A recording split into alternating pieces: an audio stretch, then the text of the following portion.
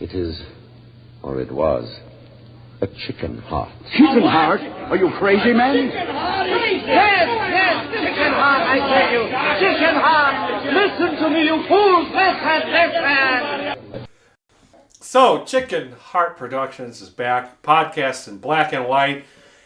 Before we get to the movie, let's do our introductions. I'm John Grisolano. Jomo. Julie Grisolano. Mary Moe or Mary Grizz. Tony Grisolano. This week's selection of a film was You Can't Take It With You, because we talk about old movies, classic movies, black and white movies. We're trying to stay black and white. And this was Julie's movie. So Julie gets to lead the talk today. We're going to give our mandatory spoiler alert. Go get him, Chicken Heart. Go get him. These are movies that are 70-something years old in this case. So we're going to talk about everything we want to talk about. If you don't want to know what's going to happen, don't listen right now. Come back and listen later after you watch the movie. Julie, we turn it over to you. You Can't Take It With You was my choice because Frank Capra is one of my favorite directors, and it seemed like a pretty appropriate film based on the title and thematic elements for this time of year, specifically around Thanksgiving and Christmas. It's a younger version of, in my opinion, It's a Wonderful Life. It's a little bit more preachy, like Mary and I said, but it's got those themes of family being really important, the little man, the common man, elements of like gratitude, anti-big government, anti-corporate greed, which is also sort of fitting for the culture that we also live in. So the film is You Can't Take It With You, formerly a play that was a Pulitzer Prize-winning drama play written in 1936 that was converted into a film directed by Frank Capra in 1938, written by Robert Riskin. It stars Jean Arthur, Jimmy Stewart, the wonderful Lionel Barrymore, Edward Arnold, and a cast of awesome and amazing character actors like Donald Meeks and a host of other folks. And it actually won the Best Director and Best Film Award in 1938. That was Capra's third Oscar in the 30s. He'd won for It Happened One Night and Mr. Deeds Goes to Town. So this was at the height of Capra's Career. Thank you, Capra's career. And like most Capra films, this symbolizes who Capra is. A sort of the common man, the struggles of the everyman. You see these themes and the same character actors and the same actors in so many Capra films. He's very much like John Ford that way.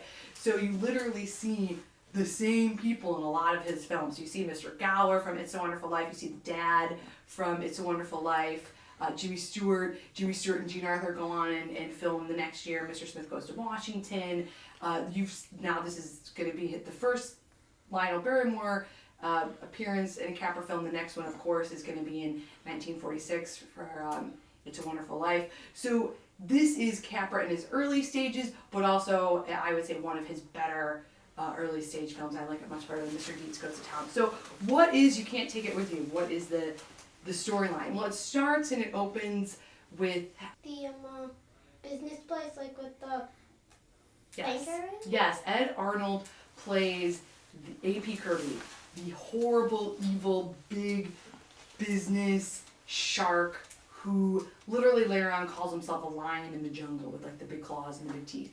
And he's this huge Wall Street tycoon, and his son is the affable and somewhat inefficient Vice President Jimmy Stewart, who was sort of not really a sycophant to his dad, but definitely a daddy's guy, right? And you see Edward Arnold about to close this huge deal on a munitions monopoly, and Jimmy Stewart is just sort of happily sitting there as Ed Arnold. Which I thought was telling, by the way, I thought it was significant, especially given the time. This is 38, so we know we're a year away from World War II starting. And he makes a quote in there. He says, we're going to clean up, the world's going crazy and we're going to clean up on munitions. In other words, he's totally heartless. I mean, munitions are meant to kill people, of course. The whole point of this is, we're going to provide you with weaponry so you can go out and slaughter each other. Right. And he wants to get rich off of this. Right. Or even richer than he already is. Right. And so they're going to close on this deal. next scene you see Jimmy Stewart basically, in a way, like verbally making love to Jean Arthur, his stenographer, who's his secretary, who he's just crazy about. Huge disparity in their wealth. Like when you visually see the film, you can see just the opulence of Edward Arnold's office and his Wall Street tycoonness.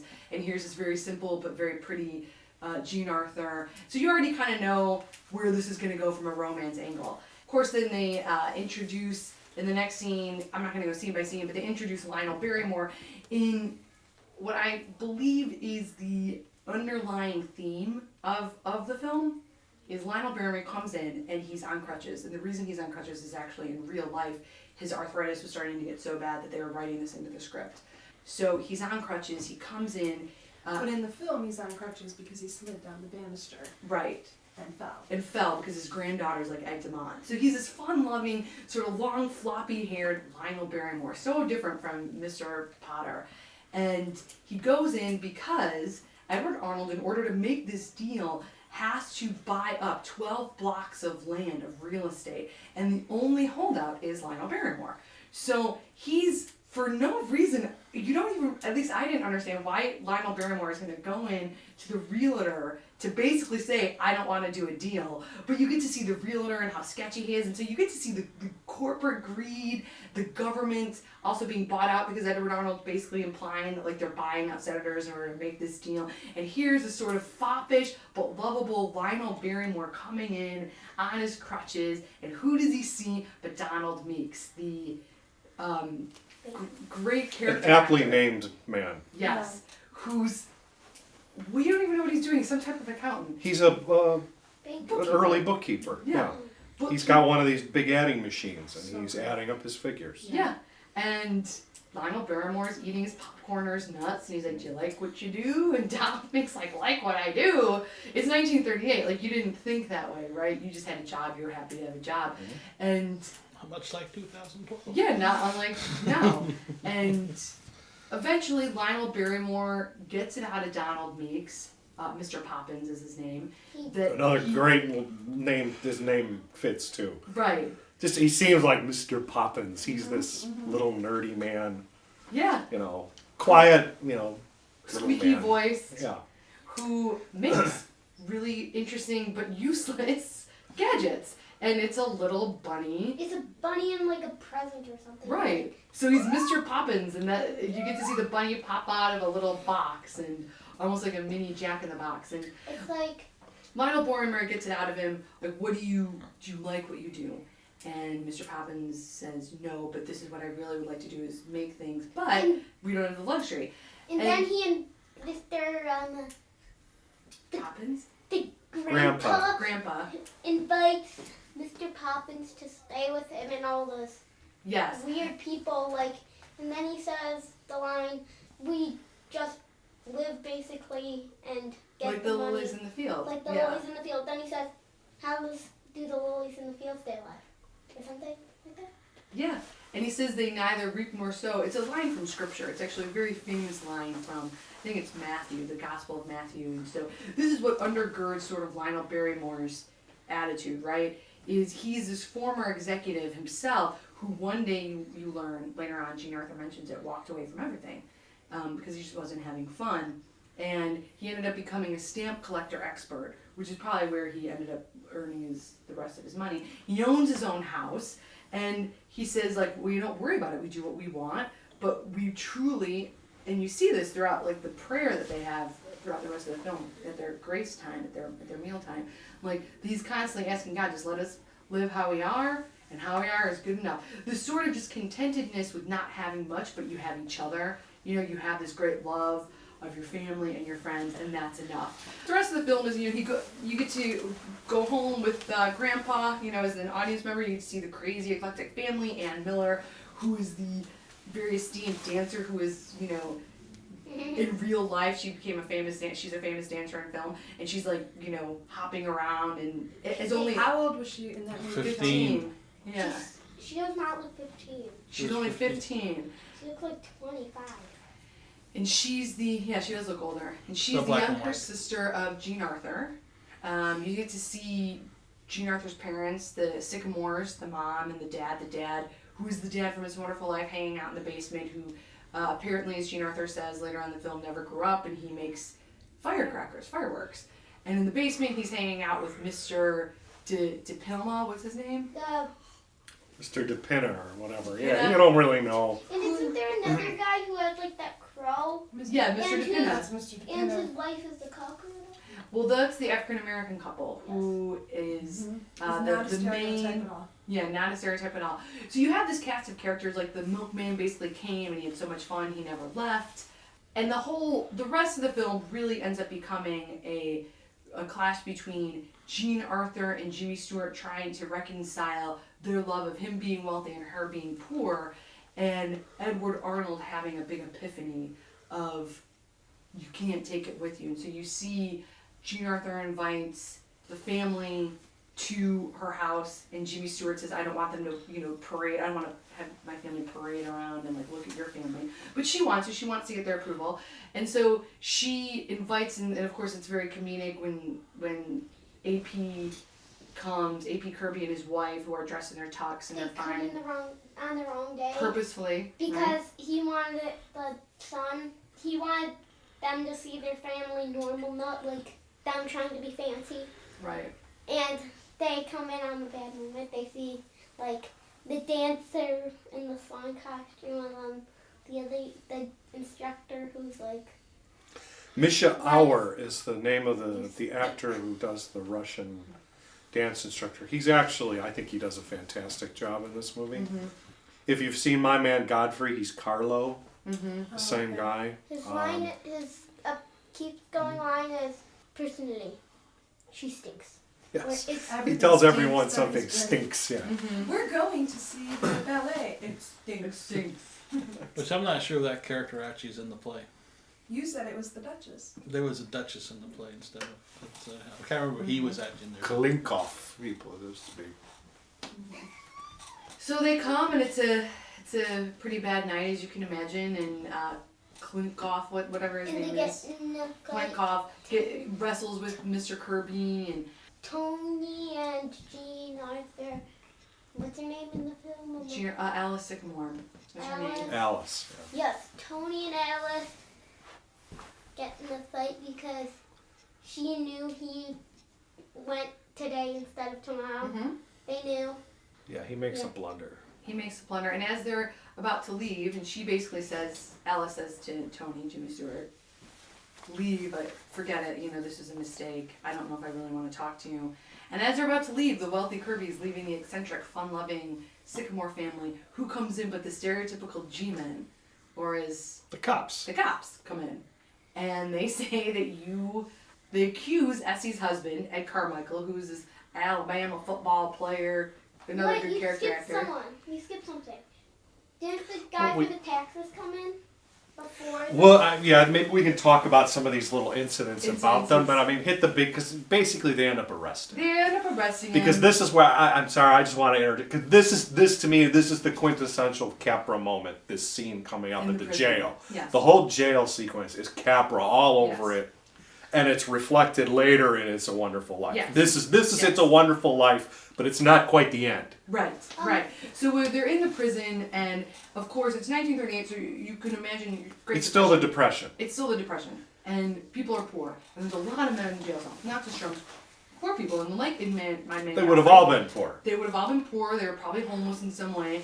And there's A.P. Kirby, Ed Arnold, bitching and moaning, pardon my vulgarity, and he's smoking his fancy cigar, and they're all eyeing it, almost like drooling over a cigar.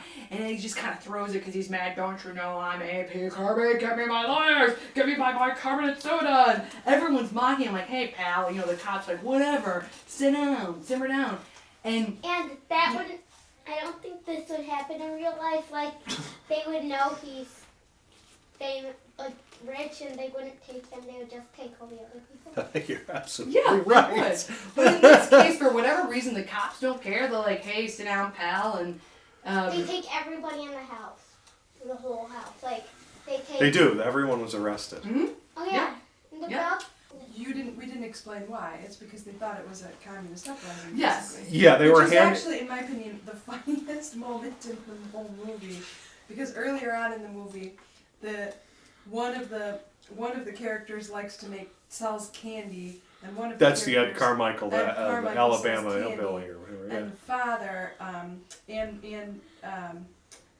Ann Miller's father sells The fireworks. fireworks, and they said, why don't we cross promote them, basically? Yep. And They so stick a flyer in they stick flyers in that say things about like, the Russian Revolution, Mhm. but it says like "Get ready for the revolution." and all that. Yeah, you know, so The they town think will be red. they're handing out communist literature. And so that's why everyone in the house gets arrested. And now this, I just mentioned, this is at least the second time we've seen this from the period. Remember in His Girl Friday, there's a whole the communist undercurrent subplot. That's the guy who's going to get killed, Right. or the guy who's on death row is at the park hearing a communist agitator. Right. You know, and again in the 30s, quite a number of people were flirting with communism. I mean, you know. So anyway, I just mention it as, again, it's very much of the time. It's not totally outrageous. So they're in jail because of this faux communist uprising that's nothing more than a bunch of sort of funny, eccentric folks. Right, they don't mean anything They don't by mean it. anything. It's just, yeah, It's they're just- not, they're Ed clueless. Carmichael likes to print, and the dad likes to make fireworks, and that's pretty much it. So in this great, epic prison scene, like John said, this is sort of like the climax, and this is the film, and this is where the line even comes in. You find out that the realtor, Twitchy, the twitchy-eyed realtor, comes in and says to Lionel Barrymore, you know, Grandpa, "Are you gonna let me help you?" And Lionel Barrymore says, "Why? Why do you want to help me?" And he says, "Well, because I want to help you out." And Lionel Barrymore says, "No, you want me to sell, and I'm not going to sell." And suddenly now A.P. Kirby and Arnold realizes what's going on. And he says, "I can't believe you screwed up. You just know what you did. You put me here in jail." And now the big reveal happens to Lionel Barrymore. He suddenly realizes that Ed Arnold's been trying to buy up his property.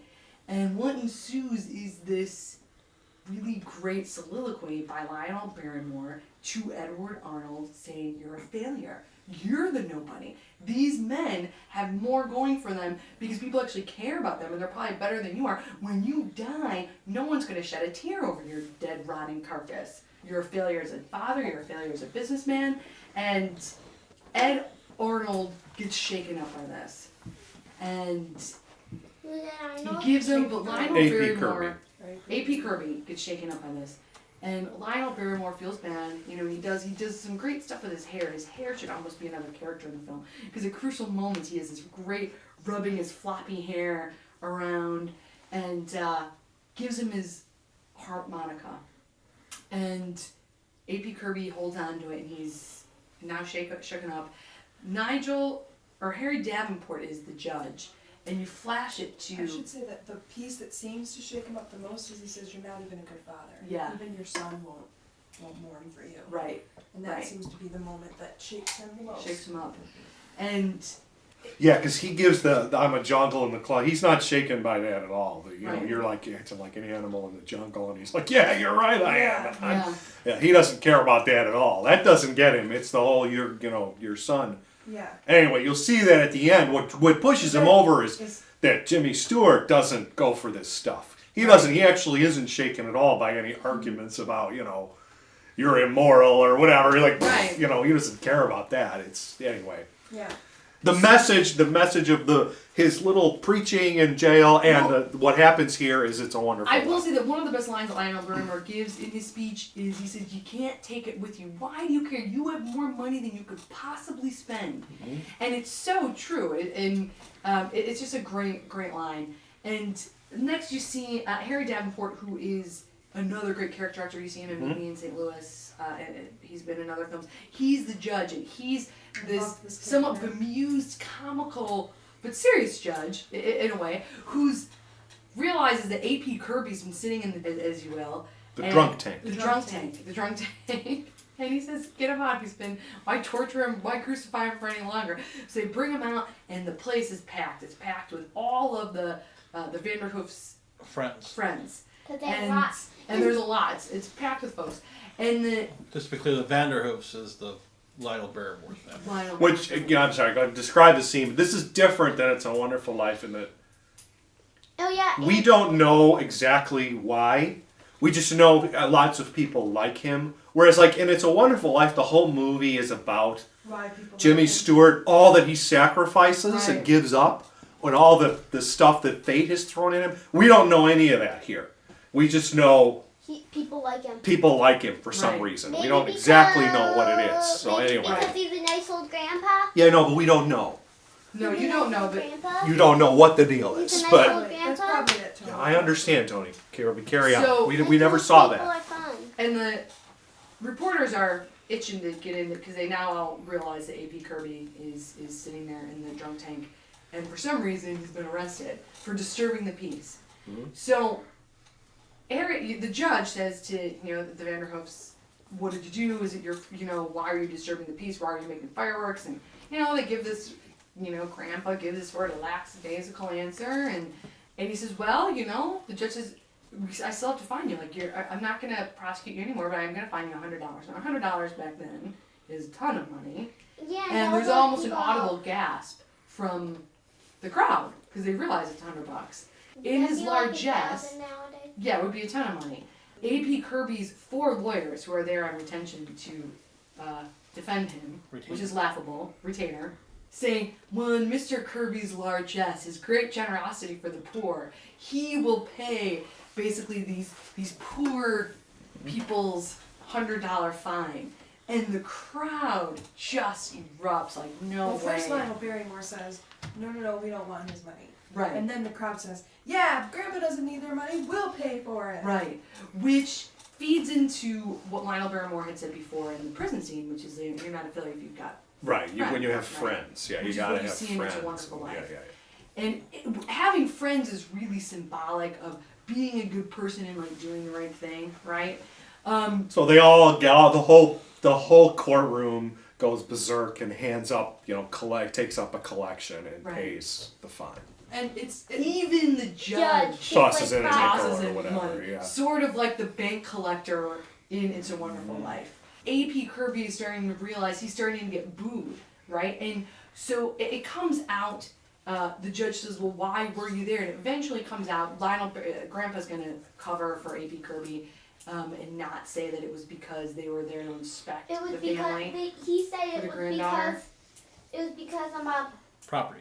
Property. because they wanted to pay and get the property because they wanted to build that thing or whatever. Yeah. A factory. Factory. Oh, yeah, The factory. munitions factory. And finally, Jean Arthur says, "No, it's because you wanted to inspect me." And she finally starts standing up for herself and says, "It's not my family who's the problem. It's your self-absorbed, elitist family who are the problem. They're not good enough for my wonderfully eccentric, lovable family." Nice, And kind, of course, generous. the mom faints. The cameras start going wild. The Kirby's wife. The Kirby's yeah, wife, Jimmy Stewart's AP Kirby's wife, stuffy, stuffed up, aristocratic wife, mother. who has like a faints. fake English accent. Yeah, she somehow. does that thing. Well, it's that elite. Yeah, they love that in Hollywood. Ew, Yes. I need it. I've only heard one person in real life talk like that, and that was William F. Buckley. Yes. But anyway, yeah. Madonna for a little bit. Did she talk like William F. Buckley? Yeah, For so a did little- for a Gwyneth little while. Paltrow. So did Gwyneth Paltrow. For a little while until their friends started calling them out on it, and then they stopped. Yeah. And so they're broken up. So the love affair of Jimmy Stewart, Tony Kirby, and Alice, Jean Arthur are done. It's all over the papers. She runs away. Jimmy Stewart's trying to find her. He keeps coming over to the house.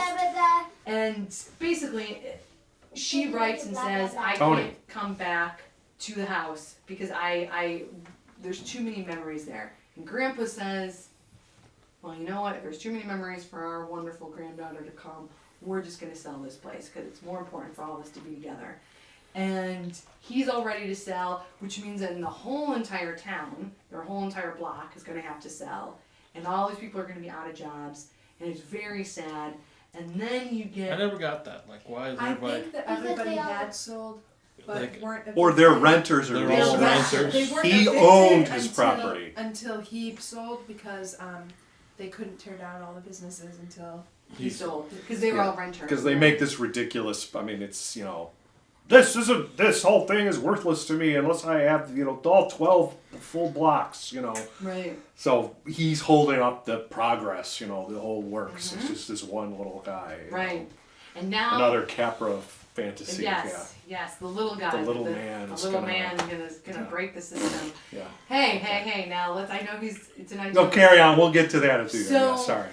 And I'm our, critiquing before we. AP Kirby now has everything. He's got his 12 blocks. He's gonna have the munitions monopoly, and he's now they shoot to his office, and you hear the chattering of his executives and his lawyers saying that Ramsey, who's played by Mr. Gower from It's a Wonderful Life, He's been a competitor. He had been a competitor. He had been his former friend, and he was a Competitor that competitor. got crushed. They got crushed by this deal, and now not just he, but you understand when he gets crushed, that's going to be his entire business. That all those people are going to be out of work too, and they're like, yeah, he looked pretty bad. He looked like he was going to blow his brains out. So there's AP Kirby in his office, and he's starting to rethink. He's got the harmonica sort of fiddling around in his hand. Who comes in but Ramsey, who's been crushed? Well, there's a subtle moment that I have to say that was important, that stood out to me in this scene. The harmonica becomes a symbol, right? Of, am I going to choose this soulless path of crushing Ramsey's business and becoming this even a bigger tycoon, or am I going to change my ways? And the harmonica, watching it, becomes that symbol, and he actively just throws it across the table. When Ramsey comes in, and I don't want to steal your thunder by saying what Ramsey says, but at the end of it, Ramsey shoves it back at him. And so it's a really, where a Frank Capra movie is going. So It's a physical representation but it is. of It's a very, it's a struggle good, going it's on. a good Yeah. prop symbolism, if you will. Ramsey comes in, and again, like Mary said last night when we watched it, Mr. Gower, again in a sort of drunken role, this actor's awesome, it's great. He comes in and he gives another sort of epic soliloquy about, we were once friends, there's nothing I can appeal to you, there's no shred of humanity that I can appeal to you with anymore, is there?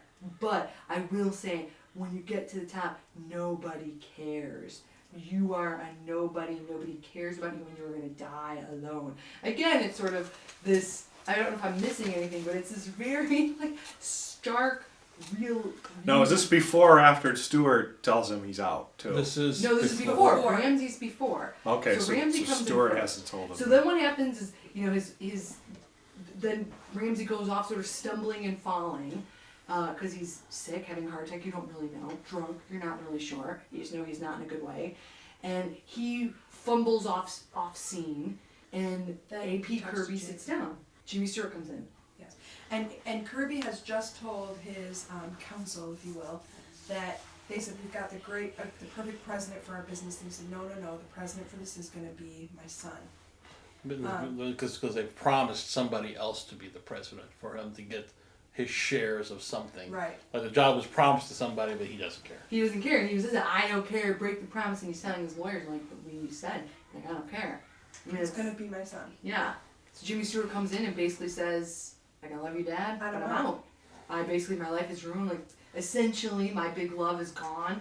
I hate this. I want to go try to basically do solar energy. If you really listen to his speech, is try to find the chloroform, how to make the sun work for energy.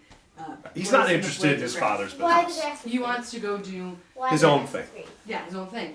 And so as Lionel Barrymore is sitting there now fiddling, like Mary said, with the harmonica, he gets a buzz from his intercom saying that Ramsey's died in the bathroom. And at first he's not even listening, so he has to buzz back, which is very telling. What was that? Ramsey's dead. He goes up, and this was a great camera shot in the elevator. And you just see his face, set against the black and white. They do a very, very strong close-up. And he's like, get me down, get me down. He's just forget it. Well, they go up to the boardroom and they're all applauding, and he does a grandpa. Yeah. He does he says, take me down. Because that's exactly what Grandpa's supposed to have done. He went out and said, take me down. Obviously, he wasn't as big as AP Kirby, but that's the same idea. Right. Is he's going. Right. And in the end scene, AP Kirby shows up to the house, which is now almost vacant because they've been moving. Lionel Barrymore sitting there, and in typical Lionel Barrymore. And AP Kirby plays duet on the harmonica, and everyone shows up. Yep. And Yep. so does Keen Arthur and Jimmy Stewart. Everyone Yes. does.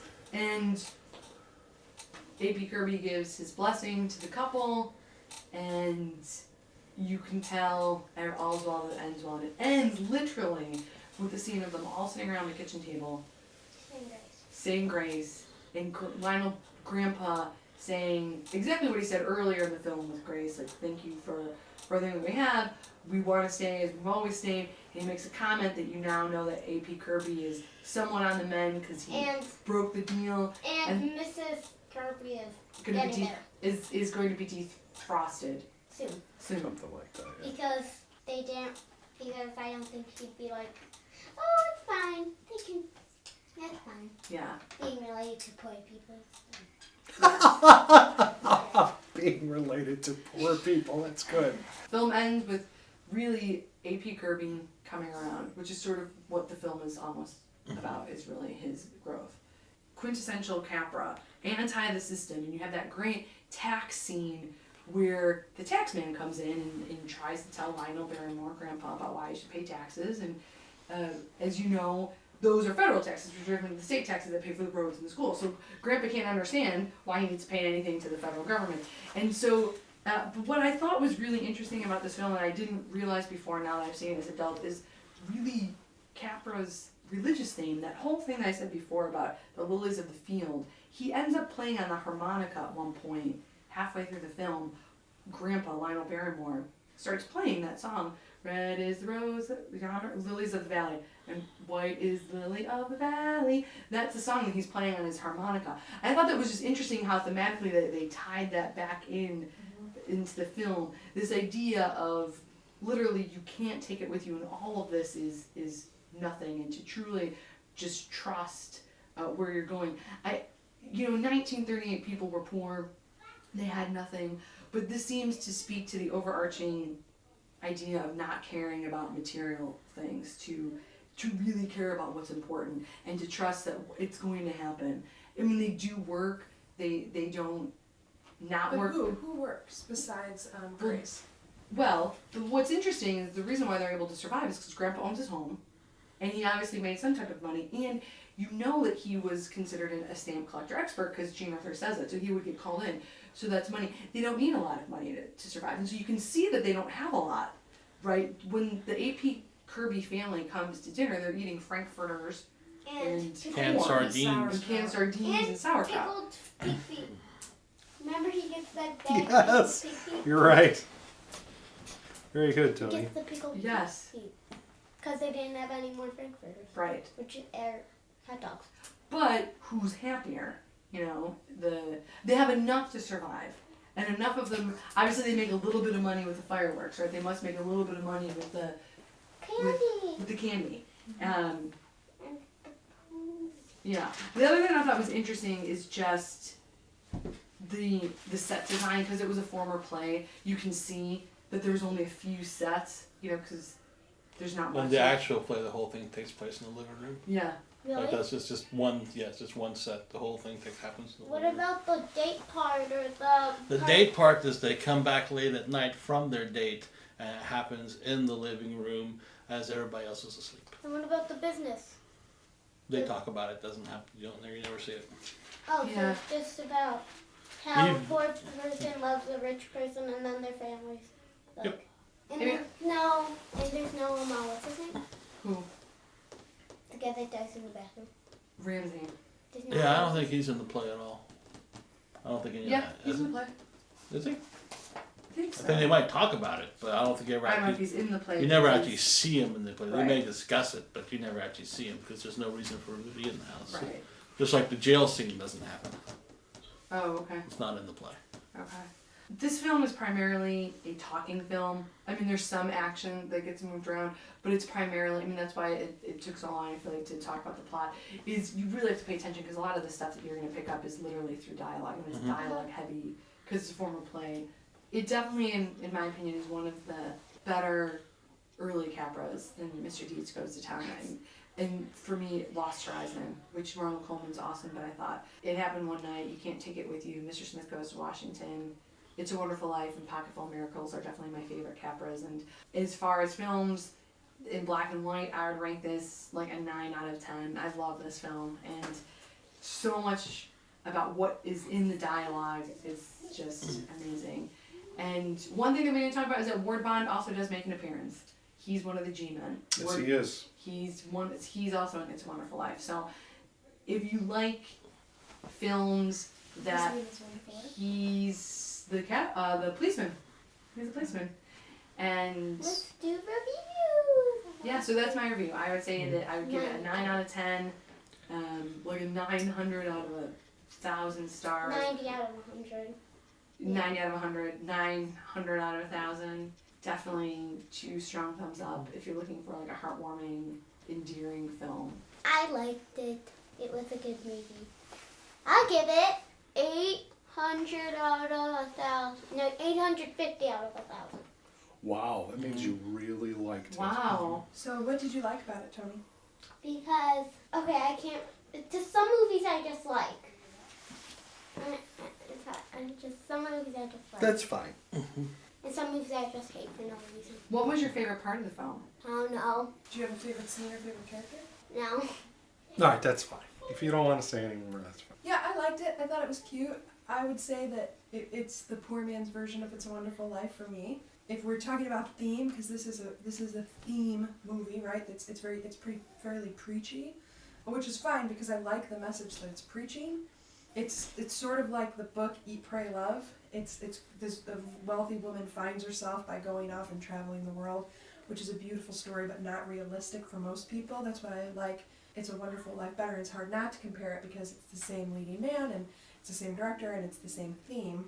I always prefer sort of the everyday man who finds beauty and inspiration in the daily grind of life as opposed to we live in our house that we own from our money that comes from mysterious sources and do whatever it is we want and I dance around the living room. Like, it's a fun story and they're fun people and I would like to know them, but the reality is, as far as a takeaway for how I would live my life, which is what this movie's preaching, it's sort of preaching a good way to live your life. It's not realistic to say just do what you love because sometimes what you love, laying around in your underwear drinking wine and watching old movies or whatever, isn't How did you know? Isn't gonna that's not gonna pay your mortgage or feed your children, you know? So I think it's a sweet movie. I'm sure it was very, very encouraging at the time that it was made, I'm sure. I think the acting was great. I love Lionel Barrymore and I mean it's a fun movie, but for that theme I would prefer It's a Wonderful Life. So I would give it 600,000 stars out of 1,000,000. Wait, I thought we're on the 1,000 star system. Oh, Thousand pardon me. stars. Joe's patented chicken heart 1,000 1,000 stars. stars. Oh, system. pardon me. So I would Did you do 1,000 stars? I did. I said 900. Okay, there you I would give it 600 stars out of 1,000. go. Okay, 600. Do you want me to go, Joe, or you? I can go. You go. So I have a confession is that I hate Frank Capra. I don't like him at all. And How I did really you not like Frank Capra? because it's so leading and you know exactly what's going to happen and you know it's you watch them and you're like, okay, this is going to happen next. This is going to happen next. I can tell you what the next scene is going to be before it happens. Like, I feel that way about all the Frank Capras. And you can't take it with you. It's particularly hated by me because I did the play in grad school and it was such a rough experience all the way around doing the play that it's like I still have a little bitter taste of it. I thought the movie was more fun than the play. The movie's definitely much preachier than the play, but it's more fun than the play. Some people love it. That's for some people. Some people just don't like it. I'm one of those people. I'm not saying it's a bad movie, just saying it's not my thing. What I like about the movie, which you don't notice in the play, and me and Mary talked about this earlier, is that the movie is actually about Father Kirby, Papa Kirby, because it's his Christmas Carol, in a way. Yeah, I agree. Like, that's what the movie really is. So I feel like you could have cut 45 minutes out of it and still gotten to that point. I'd give it 500 out of 1,000. Yeah, to Joe's point, I agree completely. Cutting it, or there's actually 2 stories going on here. I'll get to that in a second. And that I just wanted to touch on a few things. There are a few things I do like, and it's sort of, I guess, the other half of the schizophrenic side of this movie is the part that I like the most, which is I've seen this film lumped in as a screwball comedy, and I wouldn't exactly call it that because about 60% of it is not screwball comedy. The bit that Screwball Comedy is my favorite part of the movie, which is the Stewart and Jean Arthur bits. Especially, my favorite, there's the scene where they're in the park, which is cute, where they dance the Big Apple. But the scene in the restaurant where Stewart's suppressing his scream and they find, he makes up that there's a mouse. What happened? What happened? What happened? Well, a mouse went right past there. A mouse in this place? A mouse? What do you mean a mouse? It was a rat that long with hair on it. A rat with hair on it? Yeah, about 6 of them. Weren't there 6 or 7 of them? Where? Where? Where? Where? Where? Right under that table. That's Screwball Comedy. Yeah. That does not fit in this, and I can see that was not in the play because it's of nothing like the rest of the movie. Yeah. It's total screwball comedy. It is very funny though. That has nothing to do with the rest of the film. And if I recall the play, it's been over a decade since I've done the play, but if I recall it properly, there is that he stands up for her from the get-go. I think he stands up for her the whole time. I don't think there's this, oh, I don't love you, I'm going to go hide now because I hate your family. I don't think that's not the issue. I don't think that's in the play. If I could be wrong. It's been a decade, but I don't remember that. Because this film does have these 2 storylines going. There's the whole Jean Arthur, Jimmy Stewart storyline. And Jean Arthur and Jimmy Stewart are big stars at this time, too. So you got a whole storyline of them as a romantic thing in this screwball comedy type of all the screwball comedies, every Fred and Ginger movie's based off of he's in love with her and she thinks he's a jerk or whatever, but he didn't really do it or whatever it is. Some ridiculous or it's the wrong guy or, Whereas, on the other hand, you have this very moralistic, like you said, a Scrooge story almost for the Edward Arnold, A.P. Kirby character. It's not that it's badly done, but I agree it's very heavy. It just doesn't jive with that other side, which is this more lighthearted, fun, silly stuff going on. It doesn't fit. So that's one thing I just wanted to comment on. And that scene, I liked that scene. But also, in the thing is that of that era that they did that kind of thing where it's kind of like the superhero movies today where they force a love story on you. Oh, I think it was bankable. Yeah, that's bankable. Yeah, we stick these 2 in this. Because a movie, if it was just Lionel Barrymore, Edward Arnold, and 2 unknown, you'd be like, that might draw some interest on a Pulitzer Prize winning play. It was a slow year for the Pulitzer. But otherwise, it made it a big hit when you put these 2 in it and make them a couple. Highest grossing film of the year. Yeah. So it made them a couple. What else came out that year? 38? I don't know, I'd have to look it up. So that doesn't fit. Like you, Joe, I'm not a huge Capra fan either. I kind of enjoy It's a Wonderful Life once a year just because it's Christmas and it's... I do too, and It's a Wonderful Life, because it's post-war, it has a darker side. Obviously the war changed both Capra and Jimmy Stewart first. Jimmy Stewart could do stuff like that after the war. I remember talking in grad school about this, actually, about plays in particular before World War II and plays after World War II. So you can see it in our town.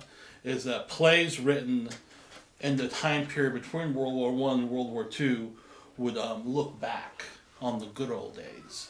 When plays written after World War II didn't want to look back anymore, they would look forward. Yeah. If that makes sense. It's interesting you say that because in what I was reading about Capra's career, they said that he was, the best, highest ranked, and people loved his films in the 30s because they were literally depressed in Depression. And they needed that idealistic, the little man can come out on top, but that after the war, other than It's a Wonderful Life, and then way later, Pocketful of Miracles in the 50s, which was his last film. Actually, it's the 60s, I believe. Is it? The early 60s. Oh, okay, I thought it was 58. I think it's 62. But anyway, it's late. It's much later than this. The idea of idealism was gone. Yes. After the war. Well, the war shattered all that. Yeah. Nobody came back. This is where it's the dark undercurrent of America. I'm Mr. Film Noir, so I being cynical and dark, I find a lot of Capra's older stuff where the little guy wins in the end to be ridiculous. The little guy should get a bullet in his belly and he ends up dead in the gutter. Or he ends up in prison. I'm not that But both the Capra vision, that's why I like It's a Wonderful Life, in that the ending is ridiculous, but you do get a glimpse, because I think Pottersville is reality. I think, we all live in Pottersville. Yeah. That wins. But at least It's a Wonderful Life, you see that. But for Jimmy Stewart, everything would be Pottersville, which is absurd. But you at least see, like, okay, yeah, it's there, this dark, seamy underside. And in It's a Wonderful Life, everything that's thrown at Jimmy Stewart is, for the most part, the vicissitudes and the cruelty of fate. You know, whether it's his brother, you know, there's not enough money, he's got to send his brother off. Like Potter's a bad guy, but he's not scheming against him. Whereas in this, you know, it's Grandpa's being schemed against by Mr. Scrooge. Like, people are taking an active hand to go get him, whereas in It's a Wonderful Life, he's just got, like, fate. Everything just seems to go wrong. Uncle Billy's a drunk and loses the money or whatever. Like, it's not his fault. And Potter's not there going, I'm going to steal Uncle Billy's money or whatever. A cat. Yeah, stroking a cat and rubbing his hands together with his evil schemes. He's just letting him implode and is going to take advantage of it. I give it 650 or 700. Yeah. 650, 700 stars. It's good. I mean, it's got a great cast, wonderful characters. The African-American guy, the black guy, his name was Eddie Anderson. Mm-hmm. He's actually most famous for, he was on the Jack Benny Show. He was a character on the Jack Benny Show for 20 years or whatever. Like the first, as far as I read, and I know him from old radio, because I like to listen to radio. This was a radio-related thing, so I'll throw in the little radio tie. There is a radio version of this, too. Oh, I'm sure. There is a radio play version of this, too, yeah. But that Eddie Anderson played a character, Rochester Anderson, you know, Eddie Rochester Anderson. So, and he plays the same kind of character for Jack Benny's program. So that was... No, that character caused us problems when we did the play. And that the original guy cast in it dropped out because it finally got to him. He had issues with playing that character. It really, because it's racist. I mean, it's downright racist, and he couldn't do it. He dropped out. They had to find a replacement, someone else to come do it. And the guy dropped out like a week into rehearsals, and he's like, I can't play this. And there's a great cast, some great performances. It's just the overall. It just gets kind of thick, I guess. You know, it lays it on thick. The thing that Grandpa is trying to say and the writer is trying to say is that it's not that everyone does what they love, but literally to not be beholden to materialism. Yeah, but Lionel Barrymore does say many times in the movie, do what you love. Are you happy? You should do what makes you happy. Right. You should do what you love. I mean, I do think that the writer is intending that. Because I agree. I mean, if it was just about materialism, I would totally agree. Because you had a Mary's point. That was my last issue to expand on with this. Like Mike had issues with when we did my movie, I Wake Up Screaming about the way the police acted. This put me off the way these people interact with authority and the way authority interacted back, because you couldn't do that today. Maybe you could have the sweet, kindly old judge back in the 1930s, probably with a long tradition, who could sort of be like, it's okay, walk out of here. You just couldn't do that. I can't imagine doing that today, where the judge is like, here's a little fine, and he lets everybody go crazy, and I'll help you pay it. But on another note, on this movie, we know why it's called You Can't Take It With You. That's true. I Wake Up Screaming. I still don't know why that movie's called. That's true, but that wasn't the critique. The critique was, I'm out of sorts because I can't relate to the way people relate to it. That movie was the way they police. In this, it was that the taxman scene I thought was outrageous. Yeah. Again, maybe you could do that in the 1930s. I don't know. Today, you'd get a boot in your face. The taxman engaged it. Well, there's no follow-up on that. In fact, I hadn't watched it for years, and I watched it again this time. I was waiting to see, like, they must address that by the end of the movie. Because today, of course, I'd be living in sheer terror if the IRS came to me and said, you haven't been paying your taxes. And then for whatever reason, I was drunk or something and stoned and told them off. What did I say to the IRS? Like, you just don't do that sort of thing. I think that in the 30s and probably the 40s and the 50s, the authority was definitely more, since it was so local. I mean, it was just so local. You could get away with a lot more. Because you see this in other films, right? Where the cop is like, hey, kids, okay, fine, just go do it. Yeah, I know, that And is it's a little bit different, but it's more- very hard to relate. Like, back to Mary's point about doing what you want, if that includes, like, telling the authorities to buzz off, it's just, like, it's so unlikely today you get away with it. Yeah, but I mean, it's a movie. Yeah. No, And it's a I movie know, that's but like I mean- 60, 70 years old. But Not even that. It's just it's a movie. You kind of It- like stuff like that. You kind of gotta just roll with it. No, I do roll, but it just puts me off. And the last thing was about the way Kirby interacts, and again with the whole like he wants all this, like you would just be squished like a bug. Who? The way Kirby wants Vanderhoof's house and the whole, well, he doesn't know it's Vander. He just says, "Get me the 12 blocks." They would get it. Well, no, You know. now they would because of eminent domain. I know Back they then would. There wasn't eminent domain, so they I- wouldn't get it. I know, and that's what I You mean. know? It's very off-putting because that's the whole tension of the movie. You're like, none of this could happen But anymore. I think that's where you have to contextualize. And I know it wouldn't happen if Right. it was a movie. I understand that, but my point is like, that's why I said that stuff for me was totally like putting this in the realm of like, we may as well have ponies and unicorns. Well, you it's know, a show up. 1938 film. I'm just saying. It wasn't relatable. Yeah, it made it where it was like even the message was then muddled in terms of you couldn't do any of this. You know, I appreciate that. Yeah, I'd love to sit in my house all day. Except you don't even own your house. If they want your house, they'll just take it. You know. Anyway, that's all I got. So yeah, I'd give it 650 stars. My world is not as dark as John's. I just want to throw that out there. Yeah, sorry, I won't claim Joe. I'm in the dark corner over Yes. here. I'm kind of in the middle. 650 stars. Yeah, it was fun. I mean, it was fun. It's not like I thought it love was this bad. film. If for all the reasons that everyone else doesn't. I don't think anybody's picked a film yet that at least one person hasn't Yeah. poo-pooed, right? There hasn't been one film where everybody was... I'm not poo-pooing it. No, It I just was. doesn't I hold gave up it as- 500 stars. Oh, okay, you gave it So 500 stars. 600, I thought you gave it 600. I gave it 500. You gave it I 500. poo-pooed it. It's just not. It wasn't as good as I remembered it, for all of these Yes. reasons. It When I was so- young, I was like, "Oh, this is great." It was Watching so it much now, more overt. There was no subtlety to it. There was no sort of, I'm going to infer what they're trying to say. I mean, the But- soliloquies were... But I mean that's a Frank Capra movie. It's not supposed to be subtle. I They're don't never. find It's a Wonderful Life to be that preachy. That touches me a little bit more than... Well, that's because you like Christmas. Yeah, probably. And it's also a different. who's dark film. now? I mean, it's a I'm gonna different- drag you into the corner. It's a Wonderful Life is a drama, whereas this is, like you said, 40% screwball comedy, 60% drama. You know, so it's, Actually, for those of you who've never seen It's a Wonderful Life as a radio play, you really should, because it's very well done. someone said I have great life, Holy. Since it's Christmas time... Wait, what was your first one that you picked? What was your first? The first movie that I picked was My Man Godfrey. No, his girlfriend. His girlfriend. I'm sorry, his girlfriend. I'd love to do My Man Godfrey too. By the way, Is that's that at Christmas? That's set at Christmas, isn't it? no. Stick It's with not. your movie.